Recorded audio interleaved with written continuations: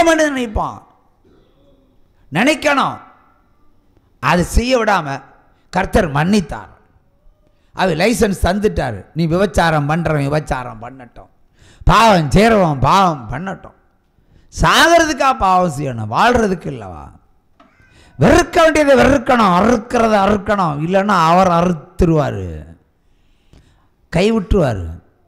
அது அவர் என்ன, கபடம் நிறைந்தவனே, கள்ளம் நிறைந்தவனே, சூனியக்காரனே, பிசாசின் மகனே, இதை விட வேற என்ன வேணும்? அந்திகிறிஸ்துடைய மகனே அண்டையே சொல்லியிருக்கிறார். ஒழுங்கா ஊழியம் செய்யணும். யார் செய்தாலும் உங்களிடம் எதிர்பார்த்து ஊழியம் செய்யக்கூடாது. அவரிடத்துல போகணும். ஊழியக்காரர்கள் பணம் தேவைதான்.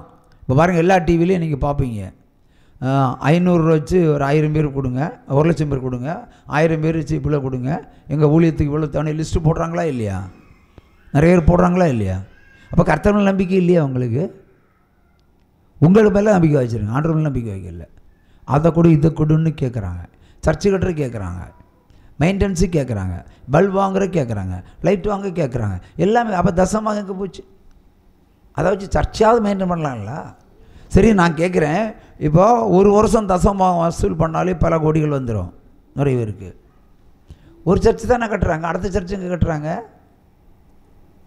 இந்த தசமாவதை இன்னொரு சர்ச்சை கட்டலாம்ல. தஞ்சாவூரில் 10 சர்ச்சு கட்டட்டும், புதுக்கோட்டையில் போய் 20 சர்ச்சு கட்டட்டும், ஈரோட்டில் போய் 100 சர்ச்சு கட்டட்டும், கட்டலாமே. சர்ச்சில் அடங்கலை கட்டலாமே. நாங்கள் வடநாட்டில் தான் கட்டுவோம். அதான் அந்தி கிறிஸ்து. அங்கே வடநாட்டில் சர்ச்சாக இருக்குது, ஏதோ 1-2 நிற்கும் முளைக்கும். கேட்டால் எங்கிருந்து காணிக்கைலாம் அங்கே போகுதுன்னு சொல்லுவாங்க. கள்ளக்கணக்கு, அதான் கள்ள கிறிஸ்துக்கள். இங்கே அவனால் செய்ய முடியலை.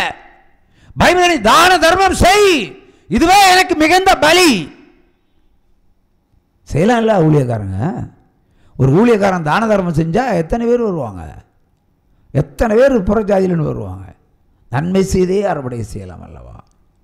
அப்போ விட்டு சொத்தா செலவு பண்ண சொல்கிறோம். நீ வசூல் பண்ணுறதை ஏழை ஏழைக்கு கொடு, இல்லைன்னா சுவிசேஷத்துக்கு கொடு.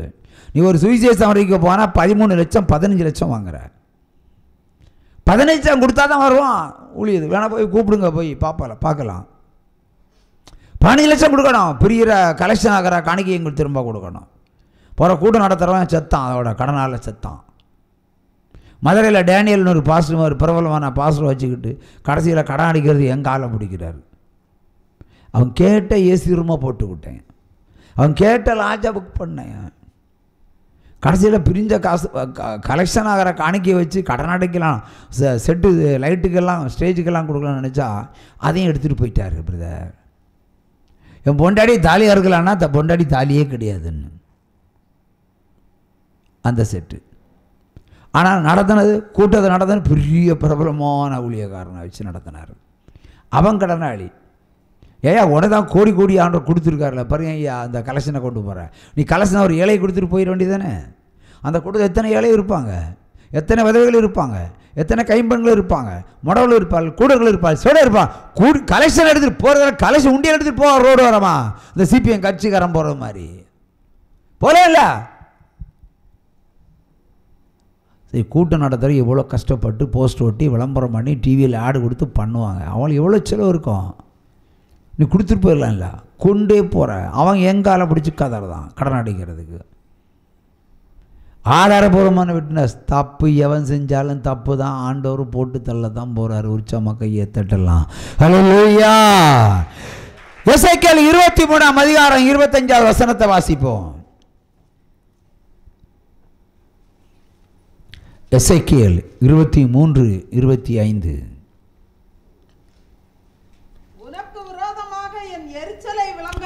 உனக்கு விரோதமான என்னுடைய எரிச்சலை விளங்க பண்ணுவேன்.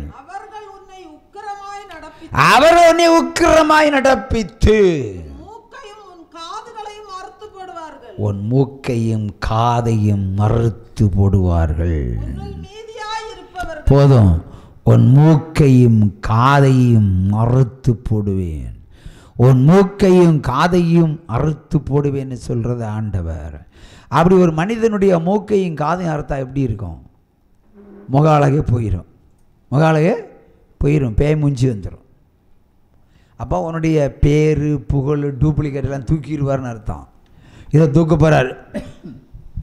கையை தட்டி தேவனை மகிமைப்படுத்துவோம். ஹல்லேலூயா. அடுத்தபடியாக ஒரு வேத வசனத்தை வாசிப்போம். அப்போஸ்தலர் 19ஆம் அதிகாரம் 13, 14, 15. பிசாசு கற்பழிக்குமா? பேய் கற்பழிக்குமா? பிரதர் சொல்லுங்க, பேய் கற்பழிக்குமா? வசனம் இருக்கு, அதனால் சொல்கிறேன். பிசாசு கற்பழிக்குமா பிரதர்? தெரியும் தெரியான்னு சொல்லுங்க, அப்போ தான் உங்கள் வரைக்கும் போகும். மியூசிக்கை சொல்லையா போடணும்ல. பிசாசு கற்பழிக்கும் திறன் உடையதா இல்லையா? சரி, இந்த கேள்விக்கு பதில் வசனத்தை வாசிப்போம். பொல்லாத ஆவி அவர்களை நோக்கி இயேசுவை அறிவேன், பவுலையும் அறிவேன், நீங்கள் யார் என்று சொல்லி பொல்லாத ஆவியுடைய மனுஷன் அவர்கள் மேல் பாய்ந்து பலாத்காரம் பண்ணி அவர்களை மேற்கொள்ள அவர்கள் நிர்வாணிகளும் காயம்பட்டவர்களுமாய் அந்த வீட்டை விட்டு ஓடி போனார்கள். சூப்பரா ரெண்டு மரோட வாசி. பொல்லாத ஆவி அவர்களை நோக்கி இயேசுவை அறிவேன், பவுலையும் அறிவேன், நீங்கள் யார் என்று சொல்லி பொல்லாத ஆவியுடைய மனுஷன் அவர்கள் மேல் பாய்ந்து பலாத்காரம் பண்ணி அவர்களை மேற்கொள்ள அவர்கள் நிர்வாணிகளும் காயம்பட்டவர்களுமாகி அந்த வீட்டை விட்டு ஓடி போனார்கள். பொல்லாத ஆவி அவர்களை நோக்கி இயேசுவை அறிவேன், பவுலையும் அறிவேன், நீங்கள் யார் என்று சொல்லி பொல்லாத ஆவியுடைய மனுஷன் அவர்கள் மேல் பாய்ந்து பலாத்காரம் பண்ணி அவர்களை மேற்கொள்ள அவர்கள் நிர்வாணிகளும் காயம்பட்டவர்களுமாகி அந்த வீட்டை விட்டு ஓடி போனார்கள். ஹல்லேலூயா. அதாவது கர்த்தருடைய நாமத்தில் பொய்யாய் ஊழியம் செய்கிற ஒரு கும்பல் கொஞ்சம் பேர்னு வச்சுடுவோம், அல்ல ஒரு சிலர்னு வச்சுடுவோம். பே ஓட்ட வரான், உண்மையிலே ஒரு தான் பே பிடிச்ச ஒரு தான் இருக்கான். அப்போது இவங்க டூப்ளிகேட், அது அந்த கிறிஸ்துன்னு வச்சுவிடுவோம். அந்த கிறிஸ்துனுடைய சிம்பதி பெற்றவன், இல்லை அந்த கிறிஸ்துனுடைய கிருவியை பெற்றவன், இல்லை அந்த கிறிஸ்துனுடைய சுபாவம், அந்த கிறிஸ்துவ வர்ணம் எல்லாம் இருக்குது. இவர்கள் பேய் ஓட்டும் பொழுது இவர்கள் மேலே பேய் ஓட்டுறாங்க. ஒரு பையன்கிட்ட ஒரு பேய் இருக்குன்னு வச்சுவிடுவோம், ஓட்ட வர்றாங்க. அப்போ தான் அந்த பேய் பேசுது, ஏய் இயேசுவை எனக்கு தெரியும், பவுலை எனக்கு தெரியும், பேதுருவையும் எனக்கு தெரியும், நீ யாருடா என்ன விரட்டுறதுக்குன்னு சொல்லி அவர்கள் மேல் பாய்ந்து அவருடைய ட்ரெஸ் எல்லாம் கலட்டி நிர்வாணமாக இவை இந்த ஆவி அவர்களை முகத்தையும் சரீரத்தையும் ஆங்காங்கே கடித்து சேதப்படுத்த இவர்கள் வழி தாங்காமல் நிர்வாணியாக ஓடி போனார்கள். இப்படி தான் தமிழ்நாட்டில் நிறைய ஊழியக்காரர்கள் ஓடி போகிறார்கள். உற்சாகமாக கையை தட்டலாம். இல்லையா? டூப்ளிகேட்டாக ஊழியம் செய்யக்கூடாது. அதுதான் காசு சம்பாதிக்கிறனே ஊழிய கூட்டம் இருக்கும். காலையில் பைபிள் எடுத்துகிட்டு சாயங்காலம் வரைக்கும் ஒரு வசூல் வட்டை வைட்டு வருவாங்க. சாயங்காலம் நிறைஞ்சிடும். அடுத்த நாள் அடுத்த ரூட்டு போவாங்க. இப்படியே நிறைய ஊழியர். நான் ஒரு சிஎஸ்ஐ பாஸ்டரை பார்க்குறேன். அதாவது இங்கே கடையல் தேசத்தில் இருந்த ஒரு சிஎஸ்ஐ பாஸ்டர், அது என் சபையை சேர்ந்த ஒரு பாஸ்டர் தான். அன்னைக்கு கொஞ்ச நாள் தான் சிஎஸ்ஐ, அதுக்கப்புறம் நம்ம பெந்திகோஸாக மாறிவிட்டோம். மார்த்தாண்டத்தில் ஒரு பிரபலமான மருத்துவமனையில் ஒரு விசிட் பார்க்குறதுக்காக, ஒரு பேஷண்ட்டை பார்க்குறதுக்காக போகிறோம். ஜபத்திற்காக அல்ல, உறவினர். அங்கே இந்த பாஸ்டர் அப்படியே நடக்கிறாரு. தலையை குனிஞ்சு பைபிளில் பேப்பரில் தினத்தந்தி பேப்பரில் புகஞ்சு வச்சுருக்காரு. இடுக்கி வச்சுக்கிட்டு அப்படியே பார்க்குறாரு. அந்த ஹாலில் இருக்கும்போது எல்லோரும் பார்க்குறாங்க. யாராவது என்னை பார்க்குறார்கள்னு அவர் பார்க்குறாரு. சுற்றுமட்டார்னு பார்த்து என்னை தெரிந்தவர்கள் ஒருவரும் இல்லையே என்று கருதி அவர் மெல்ல ஒவ்வொரு ரூபமாக போக ஆரம்பித்தார். அசல் வேட்டை இதை வேலை ஊழியம் செய்கிற நாங்கள் போகலாம், எங்களுக்கு அதிகாரம் உண்டு வீடு விடா போகிறதுக்கு, அப்போஸ்தலருக்கு அதிகாரம் உண்டு வீடு விடா போகிறதுக்கு. சிஎஸ் பாஸ்டர் சபைக்குள்ளே தான் இருக்கணும், சபை மக்களுக்கு வீட்டில் மட்டும்தான் போகணும். அது அவர்களுக்கு கொடுக்கப்பட்ட அதிகாரம். தாண்டி போனால் கர்த்தருடைய கை வரும். அவை கலெக்ஷன் மோட்டிவ், பண ஆசை. சிஎஸ்எல்லாம் நல்லா சம்பளம் கொடுப்பாங்க, சபை வீடுகளையும் நல்லா கொடுப்பாங்க. அதுக்கப்புறம் என்ன பண ஆசை? உன் பிள்ளைகளுக்கு தேவைன்னா கர்த்தரை நம்ப, அவர் பார்த்துக்கிடுவார். எல்லோரும் 5 லட்சம் ரூபா கொடுத்து அட்மிஷன் வாங்குவாங்க. கர்த்தரை நம்பினா, கிருபையை நம்பினா 5 பைசா இல்லாமல் அட்மிஷன் வாங்கலாமா? வாங்க முடியாதா? முடியும். சில 10 லட்சம் கொடுத்து லஞ்சம் கொடுத்து வேலை வாங்குவாங்க. லாஸ்ட்டில் 10 பைசா இல்லாமல் வேலை கிடைக்கும். அது கிருபை. அது கிருபை பெருசா, கர்த்தருடைய ஞானம் பெருசா? ரெண்டும் ஒன்று தான்.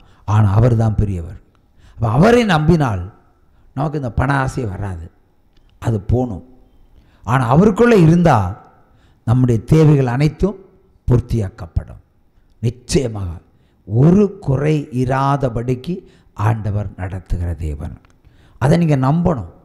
இப்போ இருக்கிற பிரச்சனையின் மத்தியில் நீங்கள் நம்பணும். இப்போ எல்லோருக்கும் பிரச்சனை இருக்குது, எல்லோருக்கும் வியாதி இருக்குது, எல்லோருக்கும் கடன் இருக்குது, உபத்திரம் இருக்குது, கேஸ் இருக்குது, வழக்கு இருக்குது, சொத்து கேஸ், அந்த கேஸ், இந்த கேஸ் எல்லாம் நிறைய இருக்குது. கர்த்தரை நம்புங்க. ஒரு வீட்டுக்கு நான் ஊழியத்துக்கு போகிறேன், ஈரோட்டில் ஒரு டீச்சர் வீட்டில் தான். அந்த வீட்டில் மாதத்துக்கு ஒரு முறை போவோம், அவங்களும் மாதத்துக்கு ஒரு முறை இங்கே வருவாங்க. ஜோமணி ஒன்று இருக்கும்போது ஒரு முறை ஆண்டவர் எனக்கு தனியாக காட்டினார். நான் என்னுடைய ஜபங்கள்லாம் தனி ஜபங்கள் தான். இந்த வீடுகளில் வந்து கை வைக்கிறது கால் வைக்கிறதுலாம் ரொம்ப குறவு, ரொம்ப ரொம்ப குறை. கர்த்தர் விசேஷமாக சொல்லும்போது நான் போவேன். அவன் வீட்டில் ஒவ்வொரு ஆளுக்கு பொறுப்படுத்திருக்கிற ஒவ்வொரு காரியத்தையும் தனிப்பட்ட முறையிலேருந்து இரவு ஃபுல்லாக இருந்து ஜெபம் பண்ணுவோம். ஜெபம் பண்ணுவேன் இல்லை, ஜெபம் பண்ணுவேன், அவ்வளோதான். ஏன்னா சிங்கிள் தான். அப்படி இருக்கும்போது ஒரு நாள் சுவரில் எழுதுகிறார், ஒரு கேஸ் நம்பர் எழுதுகிறார், ஒரு கேஸ் நம்பர். அந்த கேஸ் நம்பர் எழுதுனதும் அந்த அம்மாவை காட்டுறாரு. நான் இப்படி ஒரு கேஸ் நம்பர் ஆண்டவர் காட்டுறாரு, இப்படி ஒரு கேஸ் நம்பர் இருக்கா? ஆமாம் ஐயா, இப்படி ஒரு வழக்கு இருக்குது. பட் எல்லா கோர்ட்லேயும் கேஸு தள்ளுபடியாச்சு. இப்போ ஹைகோர்ட்டில் பெண்டிங்லேயே இருக்குது. இது ஒரு மந்திரி சம்பந்தப்பட்ட வழக்கு, பெரிய காவல்துறை சம்பந்தப்பட்ட ஒரு வழக்கு. ஆனால் உண்மையிலேயா எங்கள் சொத்தையா? என் புருஷன் தஹசீல்தாராக இருந்து இறந்து போனார், தஹசீல்தாராக இருந்து இறந்து போனார். எங்கள் வீட்டில் ஆம்பளை கிடையாது, அதிகார பலமும் ஆள் பலமும் வச்சு சொத்தை அவங்க எடுத்துக்கிட்டாங்க. கொஞ்சம் நெஞ்சம் இல்லை, ஏகப்பட்ட. அப்போ சொன்னார், வழக்கை என்னிடத்தில் கொண்டு வா, நானே உனக்கு பரிகாரியாக தேவன் என்று சொன்னார். நானே உனக்கு பரிகாரி. உடனே என்ன விட்டு போட்டிருப்பேன்? எந்த காரியத்துக்கும் பொருத்தனை தான் என்னுடைய ஊழியம். அப்போ நீங்கள் 1000 பேருக்கு சுவிசேஷம் அறிவிக்கிற பொருத்தனை நிறைவேற்றுங்க, ஜட்ஜ்மெண்ட் ஆர்டர் தாராருன்னு சொன்னேன். ஒரு சம கையை தட்டலாம். பெரிய பதவிகள் என்ன, வளர்ப்பு பிள்ளை தான் பெரிய அதிகாரத்தில் இருக்குது. அவங்களே அமுக்கி வச்சுட்டாங்க. உங்கள்கிட்ட என்ன இல்லை, எதிர்த்து நிற்கிறது சக்தி கிடையாது. ஆனால் சக்தி இல்லாதவர்கள் சக்தி உள்ள தேவனை நம்பினார்கள். ஒரே பொருத்தனை 3 மாதத்தில் வழக்கு அவசரமாக கோர்ட்டில் எடுக்கப்பட்டு அவசரமாக தீர்ப்பு, கீழ்கோர்ட்டு மேல் எல்லாமே இவங்களுக்கு நெகட்டிவாக இருந்தது. அங்கே விதியாக கர்த்தர் கொடுத்தார், ஜட்ஜ்மெண்ட்டை கொடுத்தார், ஃபேவரைட் ஜட்ஜ்மெண்ட். இல்லையா? இப்போ நீதி ஒரு நாளும் செத்து போவாது என்று நம்முடைய தேவன் நீதி உள்ள நியாயாதிபதி. அவர் வழக்கை கொண்டு வரணும். நம்ம எல்லாம் வழக்கை தீர்க்கிறதுக்கு குறுக்கோழியை பண்ணிகிட்டு இருப்போம், லஞ்சம் கொடுக்க போயிட்டு இருப்போம். கர்த்தருக்கு கொடுத்து பாருங்க. ஏன் கர்த்தர் கொடுக்கணும்? அதில் தான் விசுவாச ஓட்டம் இருக்குது. ஆபிரகாமை ஆசீர்வதிப்பதற்கு ஈசாக்கை கேட்டார் இல்லையா? அதே மாதிரி தான் அது உங்களுடைய விசுவாசத்தின் அடையாளம். ஒருவேளை அது நம்முடைய வாழ்க்கையில் செய்த நிறைய பின்மாற்றங்கள் இருக்கலாம், பின்வாங்குதல் இருக்கலாம், பொருத்தனைகள் குறைபாடு இருக்கலாம், தசமா குறைபாடு எல்லாம் சேர்த்து பிடிச்சி வாங்கிடுவார். ஆனால் சொத்தை, கோடிக்கணக்கான சொத்தை மீட்டு கொடுத்தார். அதான் நம்முடைய தேவன்.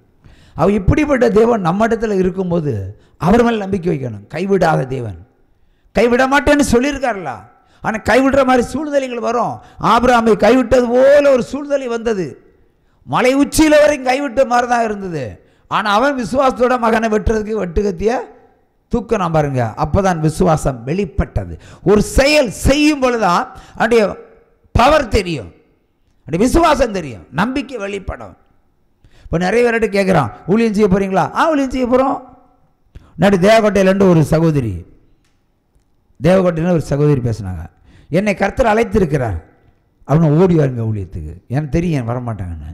நான் ஒரு வேலைக்கு போகலான்னு இருக்கிறேன்னு.